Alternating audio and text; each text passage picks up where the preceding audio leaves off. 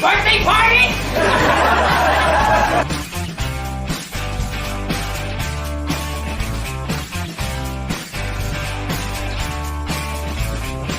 And then you got a freaking miracle. There you go. Welcome to the Abracadamn Podcast, and I'm your host, stand-up comedy magician Danny Whitson. Like always, Abracadamn, I hope you're getting stuff done, son. Setting those goals, making things happen. It's been a good week here at the Whitson Castle. I've stayed on track. You know, I've started my exercise habits. I'm trying to keep that going. So far, so good. And whatever it is you're working on, man, I'm rooting for you. So I hope you stay focused and get things done. Speaking of staying focused, let's talk about TikTok real quick, man. I don't know, man. It's like I got a love-hate with TikTok because there's a lot of things about TikTok I do not like. I think there's a lot of unoriginal stuff and a lot of crap on there. A lot of people selling their souls for views and likes and whatever. Kind of gross. But at the same time, I can't stop watching it. No, it's weird. You know, I catch myself watching TikTok videos and I send all the videos to my buddies like, oh, you got to see this one. Oh, yeah. You know, and I can't stop it. It's weird. Like, have you ever been watching like TikTok and all of a sudden you next thing you know, you're like, what year is it? You know what I mean? That's how far you can just get engulfed. That's why it's called TikTok. Yeah. It takes up all your time watching middle-aged people dance, you know, to rob bass. Anyways, let's give a shout out to some upcoming show dates we got happening. February 1st, I'm going to be at Stand Up Live in Huntsville, Alabama with the very funny Shelly Belly. Please go to standuplive.com if you're in Huntsville and get some tickets because they are going quick, and that is going to be a good show. February 2nd, I think I said February 1st was Stand Up Live, I'm sorry. And February 2nd, I'm going to be at the Stardome Comedy Club in Birmingham, Alabama. Same thing, go to stardomecomedy.com, get those tickets. They're going fast. And then February 3rd, we're going to wrap things up. I'm going to be at Zany's Comedy Club in Nashville, Tennessee. Once again, get them tickets if you're in Nashville. We are going to have a Abracadamn good time, baby. All right. So let's get things going. Let's give a big shout out to the sponsor for the Abracadamn Podcast. Okay. Well, today's episode is brought to you by Rosie Tattoos. Custom tattoos designed to suit your style in a friendly and clean environment. I've been getting my tattoos done by Rosie for a while now, and I couldn't recommend anyone else because she does excellent work. As a matter of fact, I got an appointment to see Rosie here in just a few weeks, and I cannot wait to get my ink therapy done, baby. Rosie gets free consultations by Facebook Messenger, Instagram, or by email. Shoot her an email at rosietattoos@yahoo.com. Give Rosie a call today at 865-281-3451 or go see Rosie at 5710 Kingston Pike, Knoxville, Tennessee. Get your ink therapy done. You know you want a tattoo. Go see Rosie Tattoos. Okay, Abracadammits. Now, today's guest, oh my gosh. Okay, I got to say, man, out of all the guests that I have had on here, this one makes my top 5. Okay, I do have a top 5. And this guy is in the top 5. He has the stories that he tells. Literally, I feel like a little kid gathering up around the campfire, getting ready to hear some awesome stories. And that's exactly what I heard. He is an actor, and he has literally been in every single movie almost you could think about from the 1990s. His resume isn't impressive. It is intimidating, literally. He has been in White Men Can't Jump, Conspiracy Theory, Slam Dunk Ernest, for God's sakes, working with Jim Varney. He has done some super cool stuff. So many movies, literally so many more movies. Blue Chips, gosh, you name it. He has been done everything. And right now, currently, he's working on a documentary called Inherit the Land, a really awesome story, American history, true story, that'll be out soon that you definitely have to check out. He's even got his own whiskey. Yes. So, if you will, Abracadammits, sit back and relax and enjoy my fun conversation with the very talented actor Cylk Cozart. All right, I'm excited today. We got Cylk Cozart here on the Abracadamn podcast. How you doing, Cylk? I'm fine now. I'm good. Good to see you. Thank you for having me on. Well, first of all, to say that this is exciting is an understatement. And people in the acting world know who you are. Movie buffs know who you are. But if you don't mind, will you go ahead and introduce yourself to the Abracadamn listeners? Sure. First of all, how y'all doing? It's good to be here. My name is Cylk Cozart. It's with a C. It's one of those odd Cherokee nicknames. It's C-Y-L-K. And I made some movies like, I guess, White Men Can't Jump. They probably hadn't seen any of my films. Conspiracy Theory with Julia Roberts. Also Mel Gibson. Eraser. Some School Days, Spike Lee. I mean, 3 to Tango with the lovely Neve Campbell and crazy Matthew Perry. 16 Blocks with the wonderful Bruce Willis. I mean, just a few films. That Eraser with Vanessa Williams, and how can you forget Arnold Schwarzenegger? That is, I mean, your resume is beyond insane. It's super impressive, and I mean, it's intimidating. When you look at your resume, you're like, Cylk has worked with the who's who, and. Well, I'll tell you what's one thing right off the bat, okay, because there's so many movies we can talk about.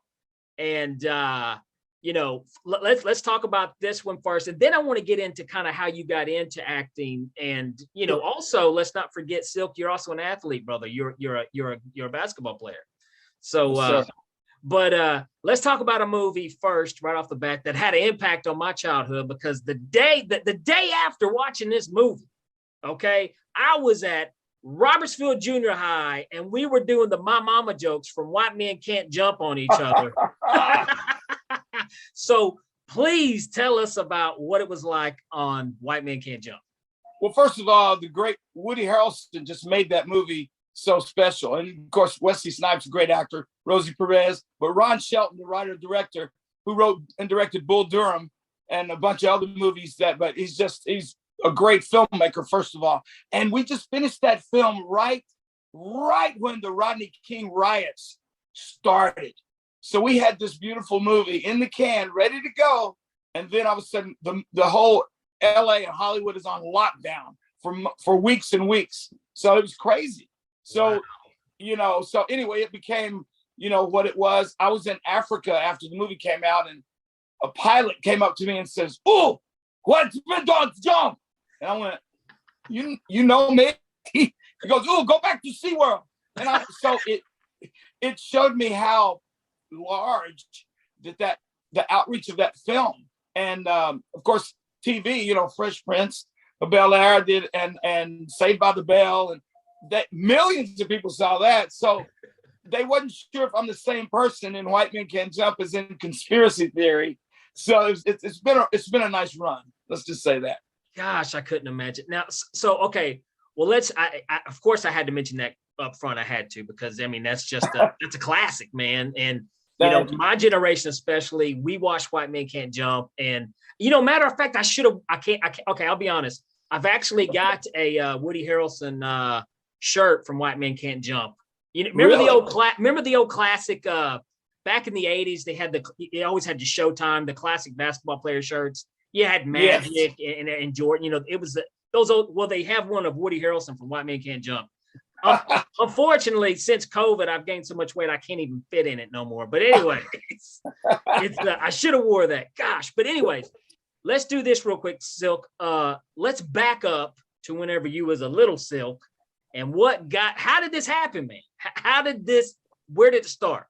Well, I'm just like any other kid growing up in America, except in Tennessee, very, very hardcore South in the 60s. I was a kid. I came up during, I was a baby. Martin Luther King was killed. And so I was what they call bused to an all-white school when I was in the second grade. So from the third on, I was like the only piece of whole wheat toast in the whole loaf. And it was tough. But so sports was a way of, getting out. So I got to play basketball and football, and I started, tried to do plays, but it started right there because there's not much to do when you're in the wood in the woods. You become like the animals. So I made up stuff. And then church, I went to church, and you got to be in the choir and all that. And I think my first play got me interested. And the first play, I was one of the three wise men. And I forgot my line. I think I was supposed to bring frankincense, and I said, Frank sent me, something crazy. I mean, it was crazy, but everybody laughed. And that feeling that you get when the audience throws it back at you, you're like, you don't forget that. And you crave that the rest of your life. So the only place I could find that was either on the basketball court or acting. And so by the time the first film came along in Miami, I felt like I'd already been doing it. So it wasn't really unfamiliar to me. Okay. Now, first of all, and now it probably also helped your situation for being, a minority, that you would, I mean, because there's a lot of people who do sports don't move over into plays. Don't do that. That's true. Like I love it. My son, he graduated from Oak Ridge High School, and right. He was in the Music Man, and he killed it. I love it. This kid, now he lives out in Vegas. Your son, man, way to go. He killed it. But I wanted to look at the performing arts, and I was like, it would be nice if the performing arts got as much attention as sports, because there's a lot of, I imagine the talent that we could have in films if it was kind of more open. Like, you being a sports person transitioning to acting, that's rare, but thank God you did.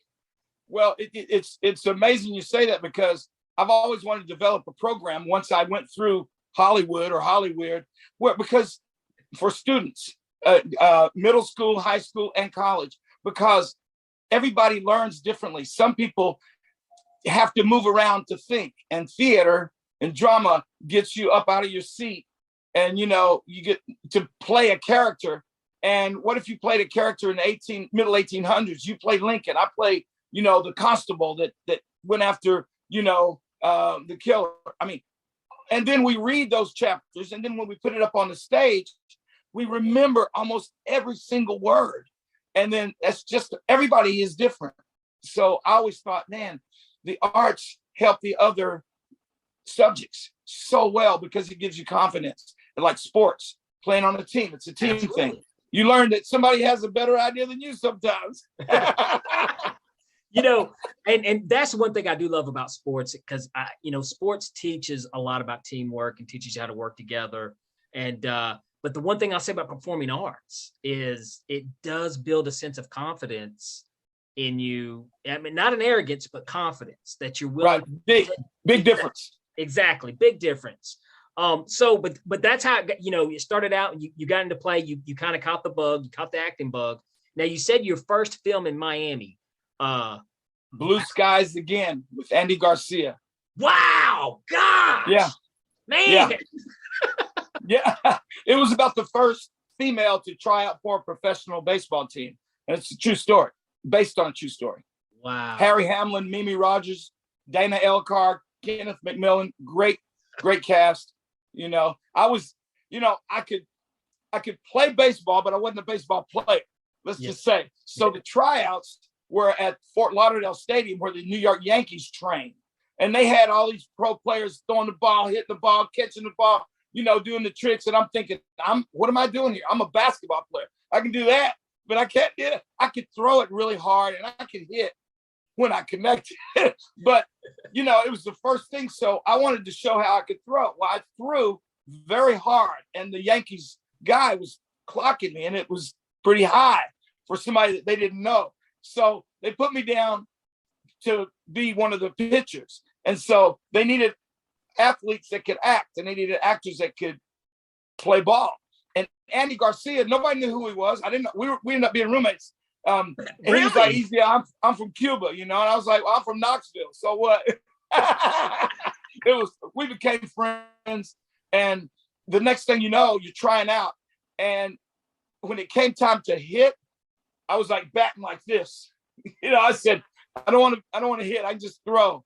and it ended up being a Warner Brothers. I got to meet with Warner Brothers first time with the studio. So you learn the difference in a studio than an independent film. So it taught me a lot. Now, how old were you there, Cylk? Let's see. I think I was 23, right out of college. Wow. Yeah. So, I mean, that. Yeah, I just tried out with the different Nuggets. Nice. Yeah. Nice. So. Got hurt. Well, okay. Well, that must have been a surreal moment, though, to still get that opportunity to do stuff like that. You know, absolutely. I was out there during the time they were doing Miami Vice. I know you probably don't remember that. Oh, I do. But you know, everything was like, you know, jackets, you know, dinner jackets with T-shirts with no socks, you know. You know what I used to do? I used to do this in the 80s. In the 80s, Cylk, I used to do this because me and my dad would watch Miami Vice. You know, I would watch it with my dad, one of those things. And I remember in the 80s, I would always slick my hair back and pretend to be Don Johnson. I did that too. I tried that. Man, that is awesome. So, I tried to get a teal jacket. Never could find a teal jacket. Don Johnson, he's back. He's in something now, right? He's working again, He's right? so talented. He is so talented. So that was like the starting point, and then it's, you know, What year was that film, by the way? Do you remember? 85. 85. So that's when you broke into the game, is in the 80s. Yeah. Well, I was trying everything. I was kickboxing, training with some crazy guys in Miami for like a year and a half before. And then I said, I just want to be in a movie. I just want to be an extra.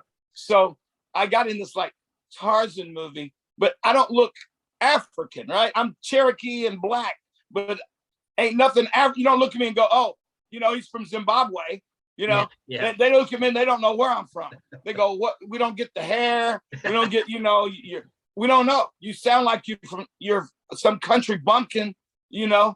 And anyway, so I get out there and I say, well, I'll be an extra. I don't care. I knew I wasn't going to be an extra for my whole life, you know. Yeah. But I just wanted to learn. And that's why I did that. I did a bunch, everything. I didn't care if I even got paid. I wanted to be on the set, know where to stand, where to sit, where to stay out of the way, you know, how to stay out of the way, and learn how different actors, you know, prepare, you know. And I learned so much that first film with Harry Hamlin. He's a great actor. Mimi Rogers. It was just great. Wow. A guy named Joey Gian, but Andy Garcia was great then, you know. Wow. That is, I mean, and this is, you know, I'm a firm believer in making things happen for yourself. Yes, you know? Put yourself in the arena where you want to play.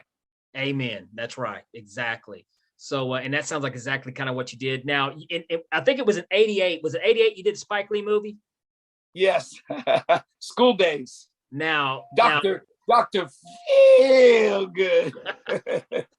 So what was that? What was Spike Lee like? Let me tell you, Spike is a tough guy to get to know. One day he's like, hey, let's go. What we're going to eat after the set. And then the next day you show up, you go, hey, man, that was a good time last night. He goes,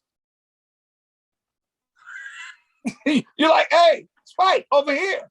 And he's like, so you never knew which Spike was going to show up, but he was good to me and gave me an opportunity to play with some unbelievable actors. Like it was Larry Fishburne then. Now it's Lawrence, you know. So you knew him when he was Larry. Oh. Yeah, and you know, look at golly, it was just the fact Tisha Campbell, you know, Jasmine Guy, Kadeem Hardison. I mean, you got all those people like that, and you know, Sam Jackson. That was the first time I'd ever seen Sam.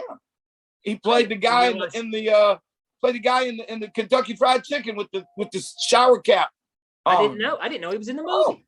Yeah, I was like, who's that guy? He's scary. He goes, hey, Sam. That's Sam. You know? Okay, well, let me ask you this, because one you know unique thing about Samuel Jackson is he's from Chattanooga, correct? Tennessee boy. Tennessee, that's right. So do you guys did you ever talk about being from both Tennessee or? We did, but we started to talk about working together, and he's working every day. You know, I work like every other year, maybe. You know, but we would pass each other, and we just never worked together. But we still got time, as we say this every time we see each other. All right, we're gonna do something, damn it. We're gonna find something to do. you know. That has to happen. We have to see a movie. I'm gonna just write something for him and beg him to play him, you know, like they did with Julia Roberts. Dick Donner, God bless him. When I know we're not at that point, but when you talk about a great director and a great human being, he set it up to where Julia was like the biggest star in the world at that point.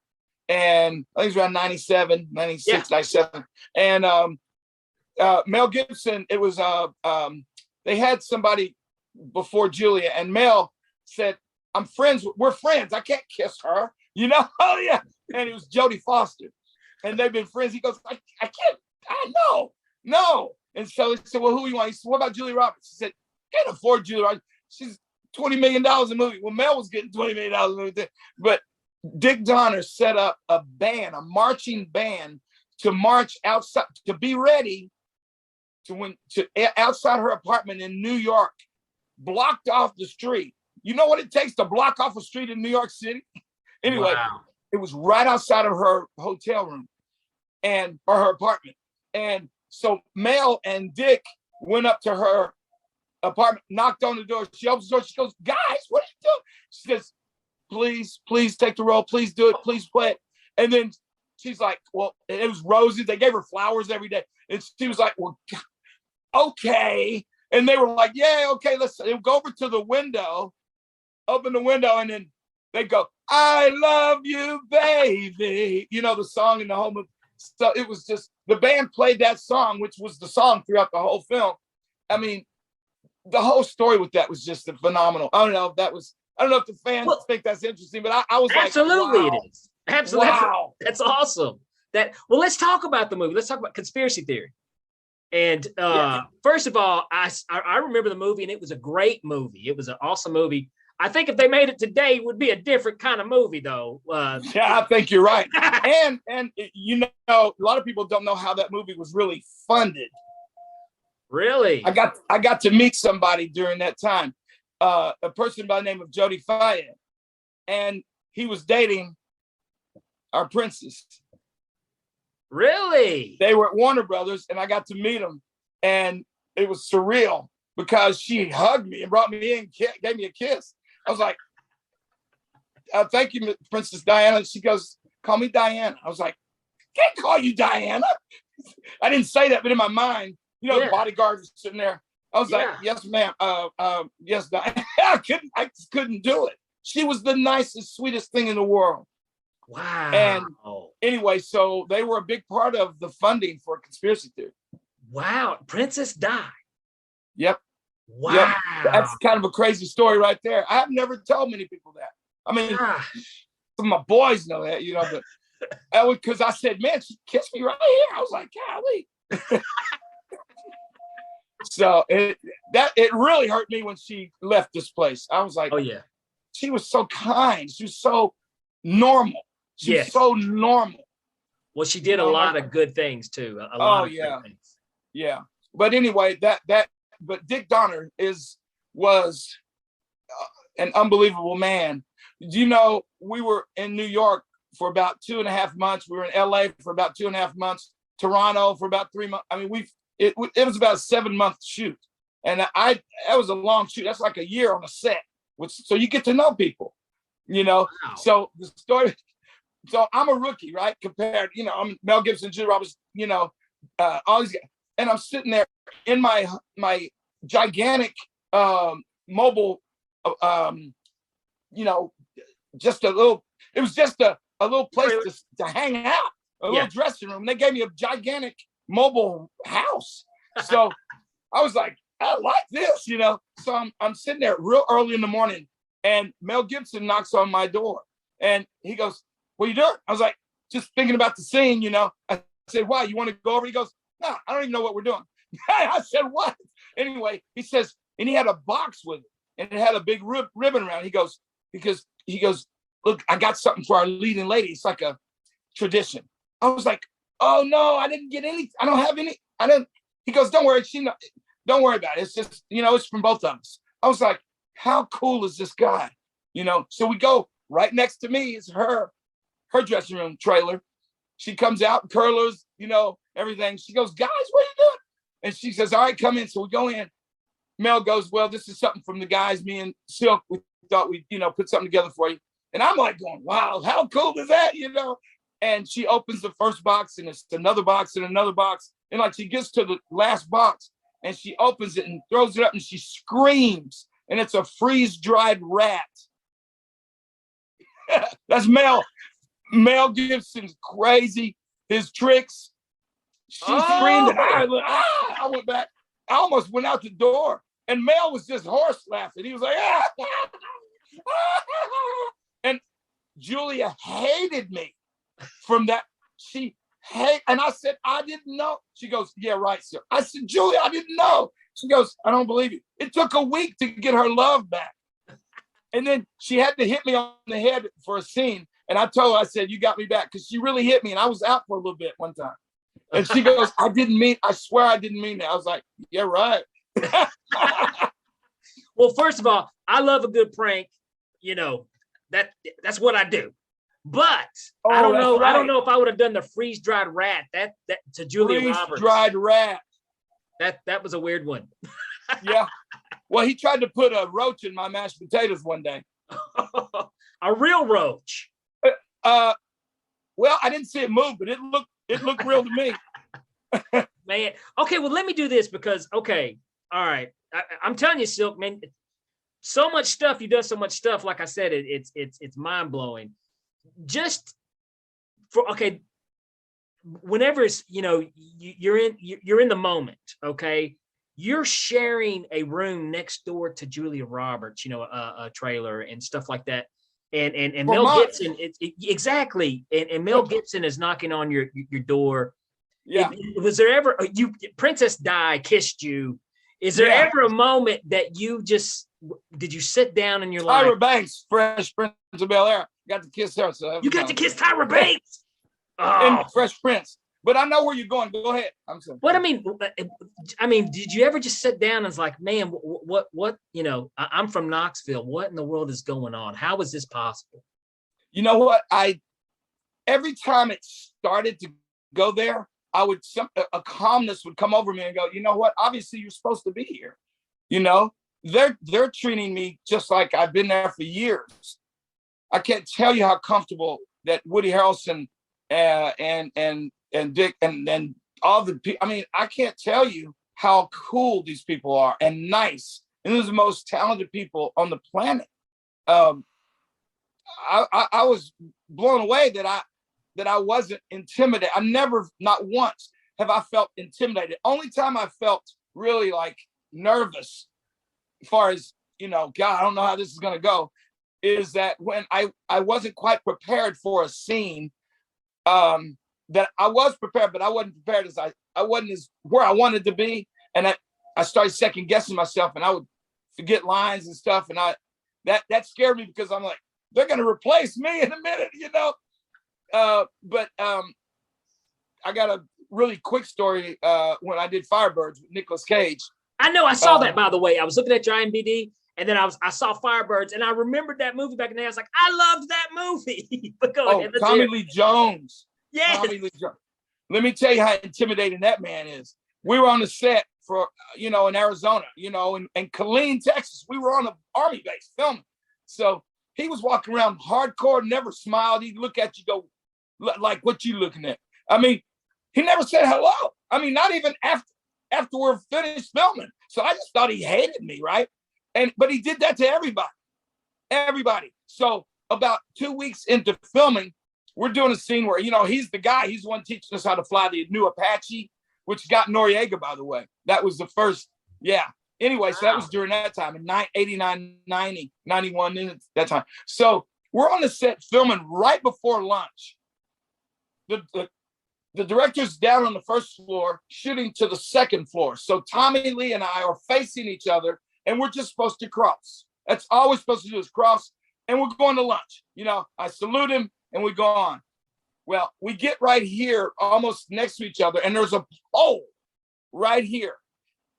For whatever reason, he would stop or make a move where I would have to adjust, or I would have ran into the pole. And I'm thinking, I ain't running into the damn pole. He ain't gonna run. Is he trying to run me into the pole? And I'm thinking, cut, and you hear cut, and the director, he goes, Cylk, I need you to just go straight through. No, stop, don't stop. I said, okay.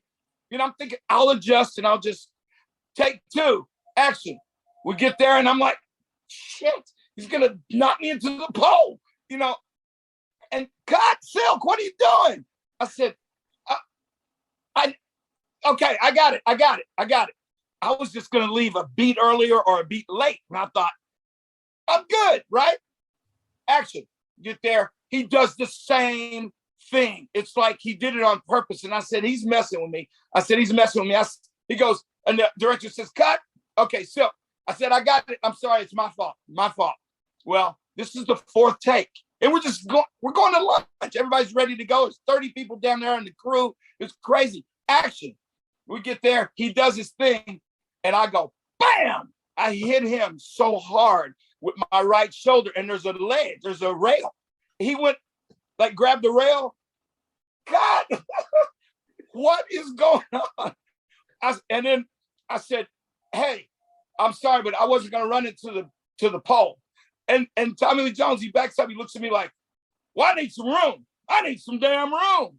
And I was like, you got all the room you want. You tried to run me into, I'm arguing with Tommy Lee Jones. He's winning an Oscar, and I'm sitting there, who the hell am I? And I'm thinking, and it hit me that I'm going to be on the plane going back to Hollywood in about 2 hours. Nobody said anything. The director said, okay, let's break for lunch and we'll talk about this. Nobody said anything. It was quiet. And Tommy looked like he was ready to fight me. I was like, oh God, that's going to be a hell of a, I don't know about this one. I was like, I'm preparing. So I'm thinking he's going to hit me, right? I really thought he's going to come up and hit me. So I go to lunch at the lunch wagon. I get my lunch and I feel something on my back, and I turn and it's Tommy. He goes, what's your name? I said, Cylk.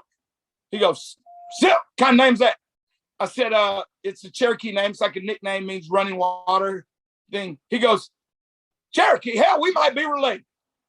He said, where are you eating at? Next thing you know, we're like, it was cool. And I never asked him, why did I've just never, I said, man, I'm going to see him one day. I've never seen him since then. One of these days, I'm going to see him. I'm going to go, I know you remember this, Anyway, unbelievable. Man, crazy story. That is awesome. That is so, okay.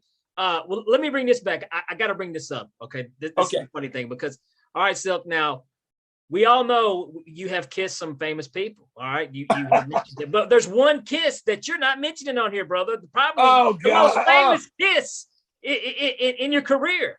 You kissed Woody Harrelson on the cheek, bro. You know what? And that was my idea, and I didn't tell anybody. We were done filming that scene, and we were and the cameras were getting ready to break to go to the next scene, and we're in Watts, right? We had to get a gang truce just to shoot in Watts, right? Because remember, that was right around that crazy time. So I felt like everything was mechanical with me. I said, we had been rehearsing certain, plays and stuff. And I just said, I went to Ron Shelton. I said, I go to the director. I can't believe I did this, but now we're friends. I just can't believe I said, Ron, I need one more take. He's like, they're moving the cameras around. He goes, I didn't know it costs like $50,000 every time you do a take, And he goes, oh, really? I said, yeah. I said, that felt phony. He goes, oh, really? Now he wrote it. I'm thinking, oh, shit, he's gonna kill me, But I didn't think about it then. And he says, okay, all right, I don't want to hear what you're gonna do. I just want you to just do it. I said, okay. I had no idea what I was gonna do because I went to the cameraman, Chuck Cohen, who's a friend of mine today. I said, Chuck, just follow me. He can't guard me anyway. I said, the scene is supposed to be he can't guard me, and we score, and I score, right? He goes, yeah. I said, well, just follow me. He goes, what are you going to do? I said, I don't know. And he goes, and Ron said, I don't want to hear it, just do it. And Woody was going, what's going on? And so we did the scene, and that whole scene, when I'm dribbling, I'm talking, I'm telling, that was all made up right there. And Wesley went with it. And Woody went with it. And I did not plan this, but you know how in the mafia, they kiss the guy when you kill him, when you know he's going to die, he's like, wow, Riberio, yeah. I thought of that. I was like, wow, Woody went with it. He's so good. He went with it, Man, that was and awesome. it became, and that's the scene they used. And go back to SeaWorld wasn't written. I just said that. And it became what they used in advertising all over the world. And you never know what's going to happen. So those young actors out there, I know there's not many watching this show, but it doesn't matter actor or what. Don't be afraid to express yourself. Just know when to express. You don't yell it out. You go to the director or the person in charge, take them off to the side and go, hey, I got an idea. When could I talk to you about it? Or can I do it? I didn't know to do that, but now it's great to do that. Mind blown now, because that was basically, you just came up with that and then you did it. And that makes the scene. That's the scene right there. That was some of the most cold-hearted thing you could do. And that was okay. Well, let me ask you this. Okay. Who is Woody and Wesley? Are they ballers? Were they really ballers? Woody's a pretty good ball player. Wesley's an incredible athlete. Oh yeah, now we know Wesley can kick some ass. We know that. Yeah, he's a bad boy. He capoeira. That's that Brazilian martial arts. That's real sweeps and low stances, and he's a dancer. And it's from a Brazilian dance, capoeira. But he is just so good. And he's not a basketball player. You can see that he's not like, he's not like smooth and stuff. He's like, and so I worked with him just on little things, the release and all that stuff. After, and it was supposed to be me and Woody, but the studio wouldn't allow me because nobody knew who I was. And that's Ron Shelton rewrote the script. Wow. To put me in that character. That wasn't a character. The security guard was not even, it was a character, but it didn't have maybe one line. But so Ron wrote the other scenes around that. Wow. Wow. So anyway, that movie changed my life. Ron Shelton is the reason that I'm still in this business. Man, this is awesome, Cylk. So cool, dude. Okay, well, let me ask you this, because you've done a lot of sports type movies, especially basketball. There's one guy I've got to ask you about that is near dear to, I think, a lot of people in Tennessee in the 90s and 80s and 90s. You worked with Jim Varney, correct? Oh, slam dunk, Ernest. We shot that in Vancouver, and I had never been to Canada. And they had an actor to play the second lead after him, but he shaved his head the day of rehearsal, and he got fired. Why? Why would you do that? He shaved his head for whatever reason. That's what my agent said. He said, look, I was supposed to play OJ, and OJ had just, that trial. And I was supposed to be OJ. Fox had called, and we were negotiating. Vince Ciancione was my manager. He had Halle Berry. It was a big deal. And then I was on my knees every day. I called my mom and said, Mom, I don't know what to do here. They want me to play OJ in this thing, and it's called White Bronco, and they only have 12 pages. There's no script. And, and she goes, you just say a prayer and you'll know what to do. I was like, thanks, Mom, I did that. But finally, I turned it down. And, after the divorce, everything, I just turned it down. I couldn't do it because it felt weird to me. And Entertainment Tonight did a whole story and stuff. They came to the house. I was like, I'm not doing it. Yeah. Next thing I know, I get a call and they say, yeah, an actor fell out in Vancouver. It's a Disney thing, a Jim Varney movie. I said, Jim Varney? I said, I'll carry water on the set. I said, I love him. And they said, well, I said, can I audition? They went, no, they want you to replace the actress, the second lead in the movie. I said, really? I said, I'll do it. Yes. They said, well, you don't know what the money is for. I said, I'll pay them. I don't care. So anyway, so I said, when do I start? When do they start shooting? He goes, in 2 days. Woo. So, and I said, where? And he said, Vancouver. I was like, wow. And I hate flying, but I went, obviously. But Jim Varney was so nice. It felt like a family member. He felt like a family member. He'd collect watches. He had 100 and something different watches in these beautiful, clear cases. And he kept with him. I mean, presidentials and all these different. He goes, yeah, you never know what you find on these. He was so nice. And Kareem Abdul-Jabbar. Oh, I know. The archangel of basketball. I mean, just to be on the set with these guys was phenomenal. what was Kareem like? I mean, Kareem was like a bigger version of Spike Lee. Incredible intelligence, but he just was just kind of to himself. But I know his son, and knew him from playing ball a little bit, but he's just very to himself a lot, but just really a smart guy. Now, okay, so let's move. I want to jump to one more sports film. Were you in Blue Chips? I believe you're in Blue Chips. Yes. Yes, yeah. You're in Blue Chips too. Now, that's where me and Shaq met. Now, so we got Shaq, we got Nick Nolte, Penny Hardaway. Gosh, there was so many people in that movie. Rick Fox. I remember that one. Yeah, yes. And when it came Bobby out, Hurley. Yes, I was in high school when this movie came out, and it was a big deal because all these the who's who that's going to be the next star athletes in this movie. So Shaq seems like he's a very fun person. Oh, he's a big kid. Unbelievable how fun, and just he still is. He hasn't changed. Yeah. He hasn't changed a bit. And we shot in New Orleans and Indiana. And William Friedkin, who directed The Exorcist and The French Connection, directed this movie. He was married to Sherry Lansing, who ran Paramount. Wow. Ron Shelton wrote it and he produced it. I thought he was going to direct it, but he didn't. But Billy Friedkin directed it. And we were in Indiana filming the scenes against Bobby Knight's team and everything. I mean, just being there was like, so we were there, and there must have been 12 cameras in that they put in and out throughout the whole gym. And just being in that, we got to play ball with the greatest ball players in between scenes. The first time I played against Shaq, I was throwing the ball up and I could dunk the ball, and everybody's like, "Oh, Cylk can jump, right?" And Shaq says, "Okay, yeah, bring that on in here. Bring it in here again. All right, just come on." And I was like, "I'm gonna get me a dunk on it, right?" During the game, I tried to throw it up on the glass. I went up and the whole basket disappeared. I was like, "Where'd it go?" It's like people don't realize how big he is and how dominating he is. Definitely the most. I definitely probably the most strongest center ever to play the game. Ever. The Wilt Chamberlain was very strong, but it was a different kind of strength. Yeah.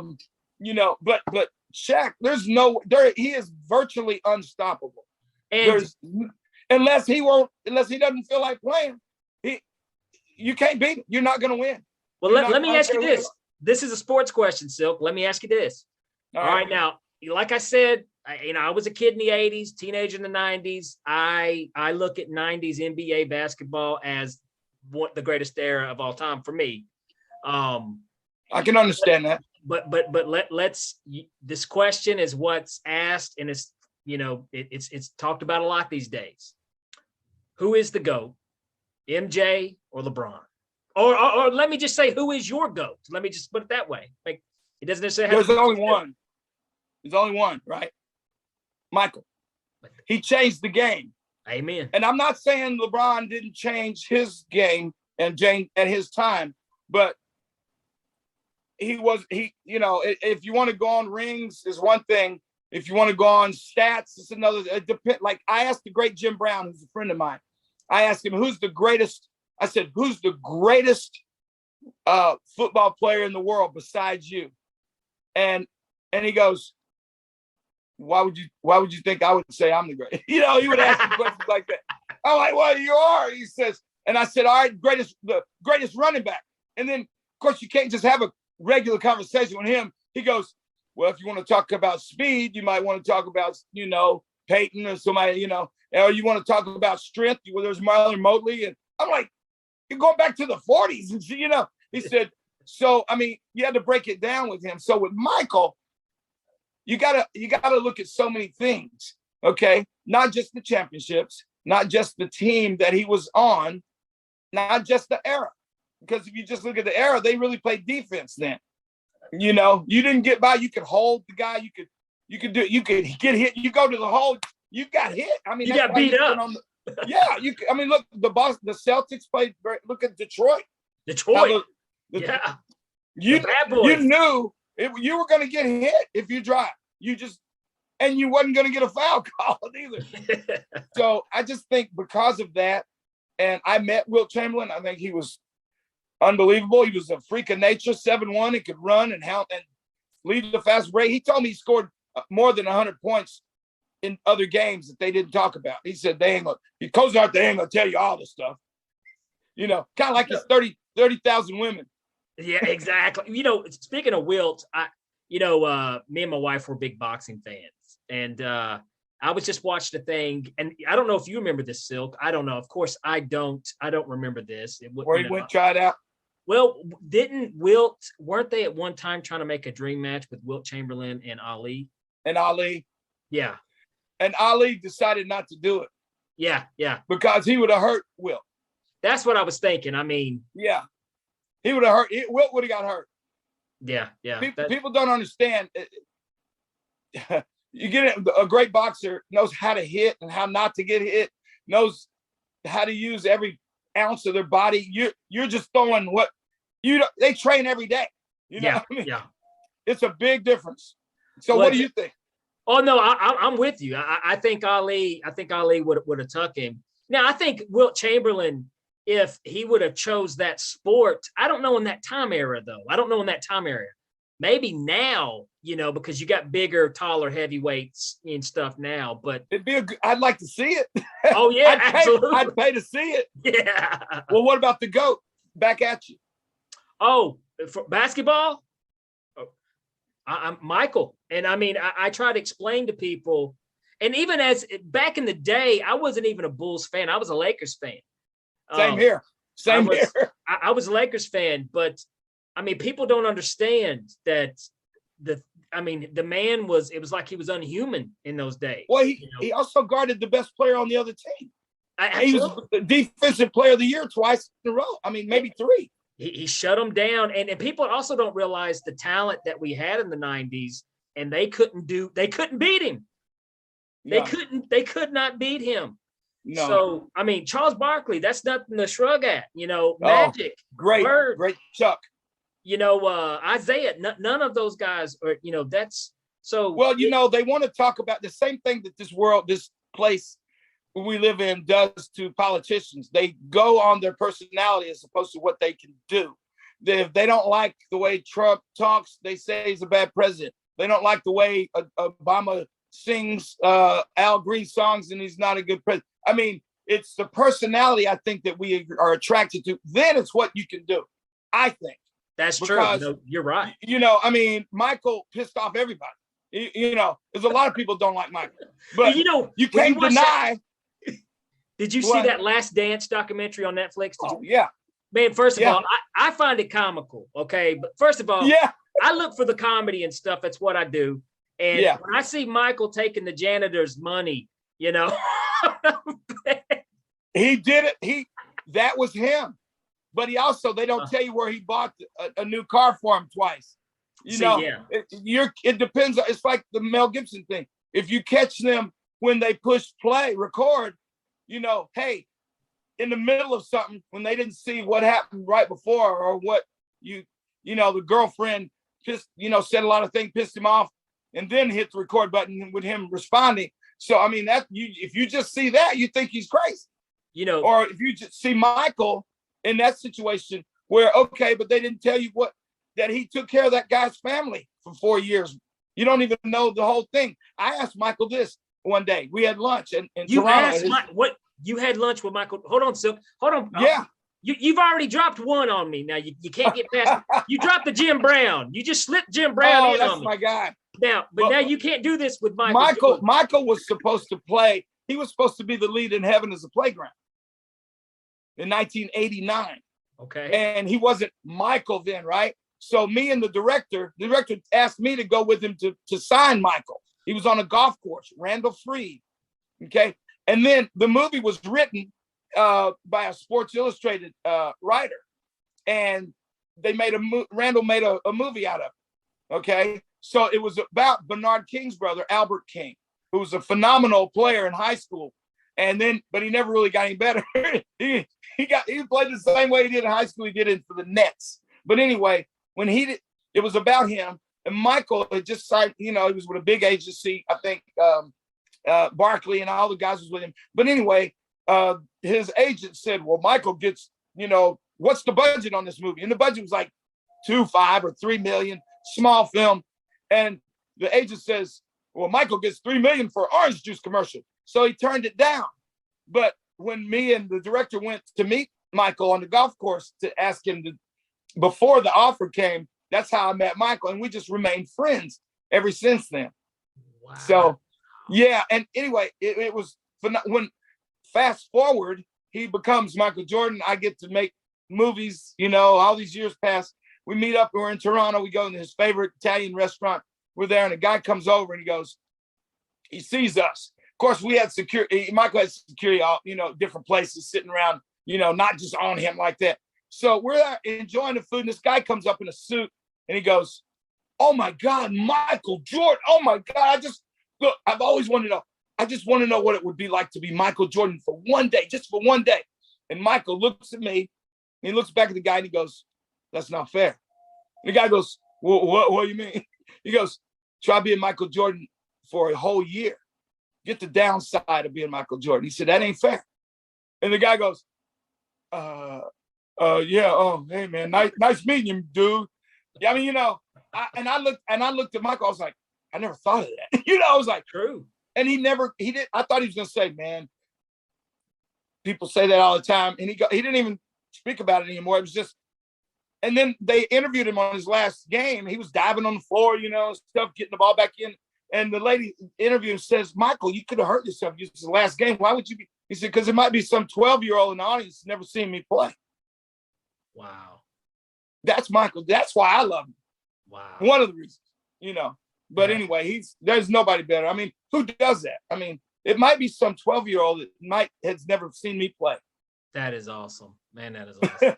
So anyway. I tell you what, Cylk. Well, let me get on. I got to ask some questions here. Man, first of all, dude, I could talk to you for hours. Oh, man, you're great, too. Since let me ask you, what is your top 5 movies? Your favorite personal movies? What are your top 5?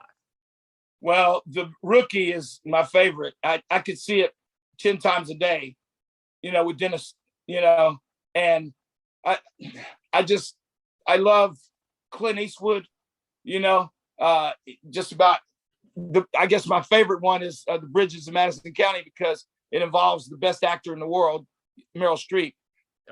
She's here and De Niro's here, and he's great. He's the greatest, right? So she's like over and because it's Meryl, I just like her. I can't pick a film, so that's very difficult. And top 5, that's so difficult. That's like saying, what do you want to eat tomorrow at 4:00? Oh God. Well, White Man Can't Jump, not because I was in it, but because it changed my life. Absolutely. And the way it was done and all the things that came together. And nobody knew that was going to be the biggest movie in the country. We didn't know that. Classic. Had no way of knowing that. And I'm a sucker for, like those movies like It's a Wonderful Life. I just love those kind of movies, And so, and then I guess my 5th one, I don't know if that's 4 or 5, but with, oh God, one of the youngest directors to win an Academy Award, Orson Welles, in his first movie. I'm forgetting what it is now. I'll remember it in a minute. That was, the one that everyone knows is what they talk about is War of the Worlds. I know everybody but us. Yeah. I know the one you're talking about, though. There's somebody out there saying it's called. You know what's weird is somebody had brought that movie up to me just a couple weeks ago. That's so weird, and now I can't remember it. That is weird. Well, let's do this. Okay, I want to get moving here. Okay. On the Abracadamn podcast, Cylk Cozart, we ask every entertainer to tell a hell gig story. Let's hear it, man. Okay. Hell gig meaning really horrible or really just funny or what? It could be horrible. It could be funny. Just something that crazy happened to you. Well, okay. Julie Roberts, Okay, we were making conspiracy theory. We're in New York. We're filming a scene where she finds out I'm not who I say I am. So she's supposed to knock me out. And I'm telling her she didn't want to do it. She says, I'm left-handed. I'm not good at pulling the punch. And I said, you're not going to hurt me. Come on. You're not going to. So we set up for the shot and she let it fly and she knocked me out. What? She knocked me out. I was out and I was on the floor. That was a real, I fell and that was real. That was real. That was no acting when I went down. I was out for about maybe 3 seconds, 2 or 3 seconds. But when I was coming to, I knew what had happened and I kept the scene going and I made up something and then they used that. And then I stayed down a little too long and she was like, oh no. So I kept it going for like a week to get her back kind of thing. Because she was going to get me. And I was like, I didn't do anything. And it was mail. And I kept an ice bag. Every time I would see her, I'd have my assistant bring me like an ice bag so it would be ready. So all I got to do is do that and act like for a week. And she, but anyway, that was, just that's crazy. So cool. Yeah, she really knocked me out. That is awesome. But hey, she's the biggest star in the world and the nicest, sweetest thing, That is awesome. Man, okay, so who says that, they get knocked out by Julie Roberts? Heck, Tell me about it. There we go. Well, okay, and now one more. I do want to give a quick mention to this because he is somebody who I had a lot of respect for, one of my favorite football players of all time, and also being a Knoxville native. You did the movie with Reggie White, Reggie's Prayer. Oh yeah.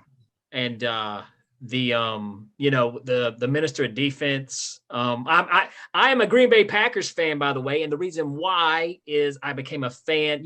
Growing up in this area back in the day, we didn't have a pro team, so I followed Reggie when he went to Green Bay. When he left Philly and went to Green Bay, and I've been a Pack fan ever since. But what was it like? What was Reggie White like? Reggie was exactly like, he was bigger than life, but he was a big teddy bear. And on the football field, he would knock you out and then help you pick you back up and say, God loves you, and mean it, he was very smart. He was a great husband to Sarah and a great father to those kids. They're not kids now. They're like, in their 20s and 30s. But I learned a lot about having patience with being around him. And he had a way about him. And I understand why, everybody said, I could imagine just playing ball with him, So the cool thing about the movie we did called Reggie's Prayer was the story was he quits football at the height of his career to make a difference in just one kid's life. And we filmed that in Knoxville, but most of it in Portland. And then he goes on back. He decides once he's done that, he goes back to pro football and wins the Super Bowl. He literally went back and he won the Super Bowl that year. That's crazy. Isn't that crazy? I was on the set and then, just an incredible. And then, Paul White, the giant, Big Show, I guess they call him. Yeah. I'd never seen a man that big in my life. And, he could play basketball like Shaq. He was like dribbling the ball behind his back. Finger rolls, shooting jump shots. He's 7'4", 7'5", 500 pounds. And he was in his 20s then. He wasn't this big guy. He wasn't a big star. He was just starting. I saw him. I thought I was looking at a monster. And there's a picture of this, and I'll send you this picture. It's got his hand on my head. And I'm right at his waist kind of thing. And he's got his thumb is like big as my wrist because he couldn't get his finger around the gun in a scene, so they just laid the gun next to his hand. But anyway, he had to fight Reggie. I had never seen a man that big in my life, and we remained friends. Though he's a great guy. That is so cool. I asked him why he didn't play basketball. You're that good and you're that big. He goes, my heart. They wouldn't let me play. He said, wrestling, you can control how much effort and force you're using. He said, but basketball, he said, I'd run 2 minutes and I'd have to come out of the game. And basketball is like so much cardio. So yeah. much. Well, okay, like you are involved with the community though in Knoxville. Very much. Some things, with some, really, was it, I saw something with Louis Gossett Jr. was involved with some of the other things that you were doing. Me and Martin Luther King III, Absolutely. There's a couple of things. Cures for Hunger and Cures for Humanity, I'm president of, and I'm a co-founder. I was one of the founders with Eric Williams. He's in Los Angeles. And we have a system where water from condensation in the morning, you can get so much water from the earth, and you put food inside a wheel, and you rotate it every hour, and the plants are upside down, sideways, and they grow 3 times. I mean, as much as big. It's just such a great program. Cures for Hunger and Cures for Humanity. And Martin Luther King III hadn't really endorsed anything. And I asked him, I said, why are you not? I mean, you're Martin Luther King Jr.'s son. You should have this. And he goes, well, I don't want to mess my father's legacy. I said, you can't do that. You can mess yours up, but you can't mess his up. And I told him about Cures for Humanity and told him that everybody deserves pure water, and clean food, and safe houses that are affordable. So me and Eric developed that over the years. So that's going to be available coming pretty soon.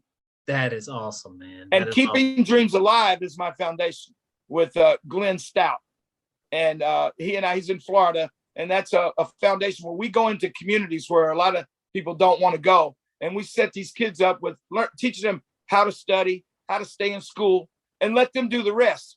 You just show them that you actually care, and you'll be there next year, not just a one-off. So I talked to some people that are grown now that we've worked with 12 years ago that said, thank you for staying on me. I graduated. I'm a doctor now, or I'm this or that. It's just wonderful to be a part of something like that, to see, where, I hate the word charity, but I just call it just you're giving your time, That is awesome, man. That is awesome.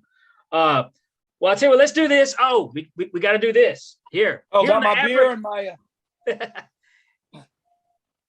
here on the Oh, what is this? Oh, that's my new whiskey called Cylk. I have a new beer called Country Roads with Rick Clark. It'll be coming out. We were at the bowl, at the Nashville Music City Bowl at the kickoff. It was called a Country Roads Kickoff. Nice. We won the sponsor. I'm gonna have to get me a bottle of that. That I'll get you. You let me know. Awesome, dude. That is awesome. It's made right here in Knoxville. Nice. Well, I tell you what, this is the part of the podcast, Cylk, where here on the Abracadamn podcast, we got to do a magic trick. All right. Okay. I'm going to try to do some. Will I know what it is? Well, absolutely. Well, here, hold on. Here, we're going to do this. I'm going to try to do some mind reading. Oh, I love that. Here we go. Now, this is how we got to do it, because we on the land of Zoom here. All right, Here we go. What I'm going to do, Cylk, I'm going to hold these cards up to the camera. I want you to just think of one of these cards. Get a good look at it. Wait a minute. Let me put on my bifocals. There you go. Just okay. Think. You got one in your mind. I sure do. All right. Keep it in there. Now, here, hold on. Let's see here. I'm going to mix the cards in the deck.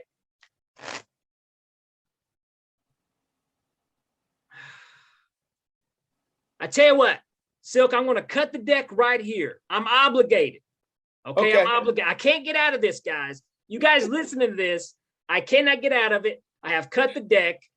Cylk, let me ask you, for the first time, what was the card you're only thinking of? It was the Queen of Hearts.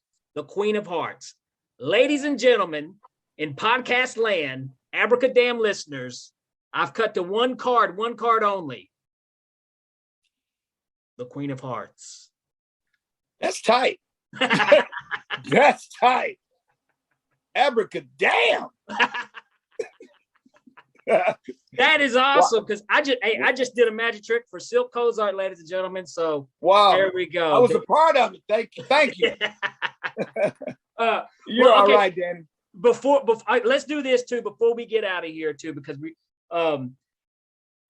this is a thought-provoking question I'm going to throw at you here. And now, and I feel like this is very appropriate, very appropriate. And I ask a lot of people this question, and it's very appropriate with you, Cylk. So let me ask you, if there was a conspiracy theory about Cylk Cozart, what would it be? It would be,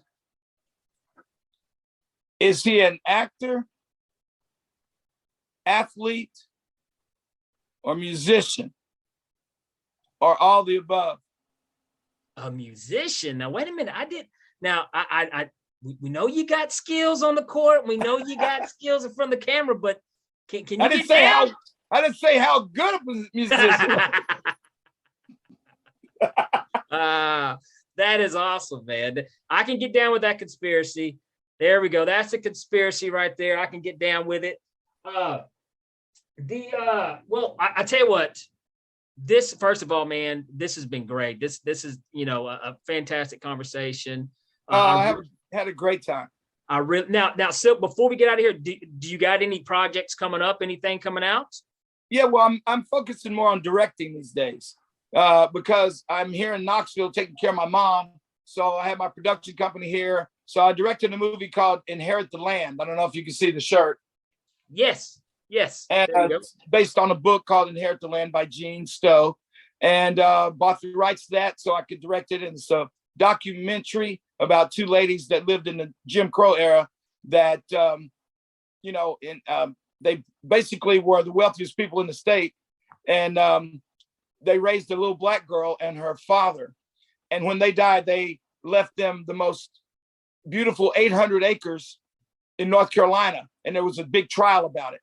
Yes, I remember. Okay, I remember that story. And they wind up getting. Yes. So not to spoil anything, but I remember talking about that story and my mind was blown. I was like, how come somebody hasn't done something with this story?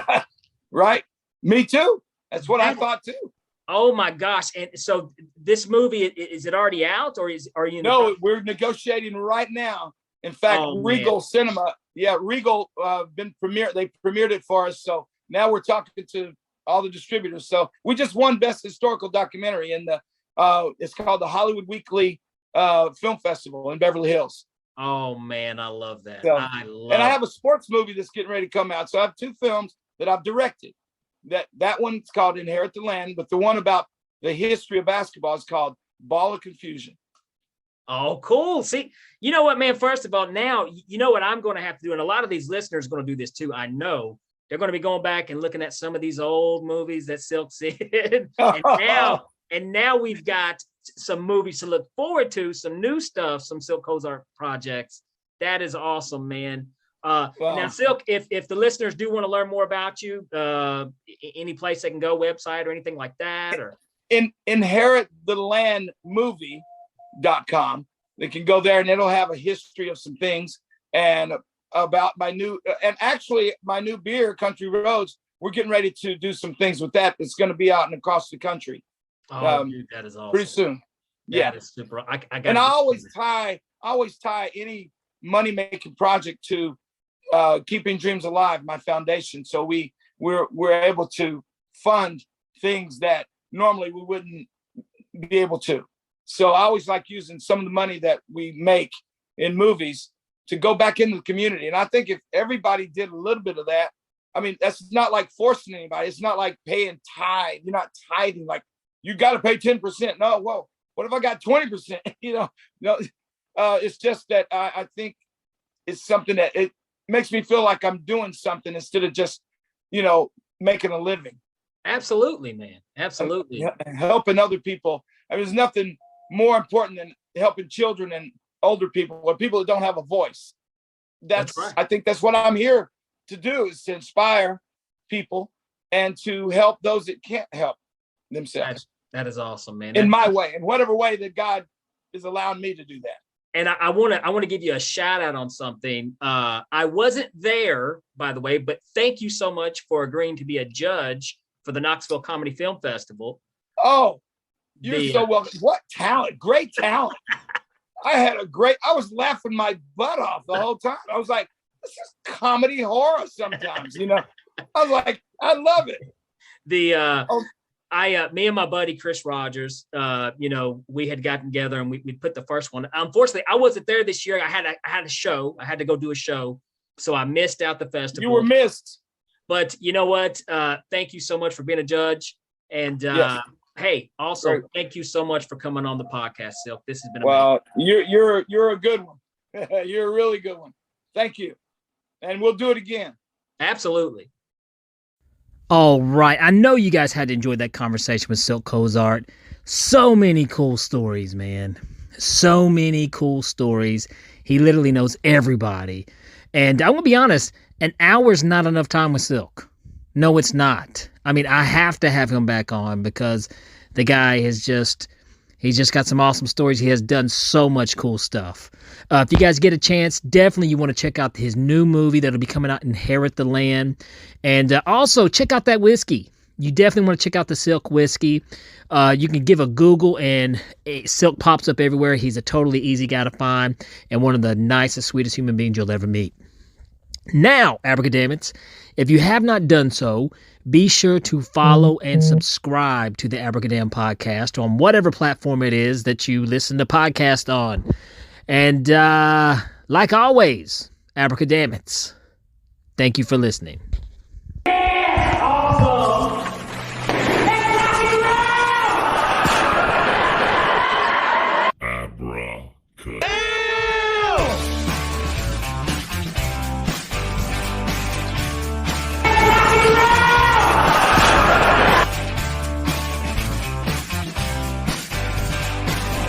Danny, will you please stop drinking vodka at my kid's birthday party?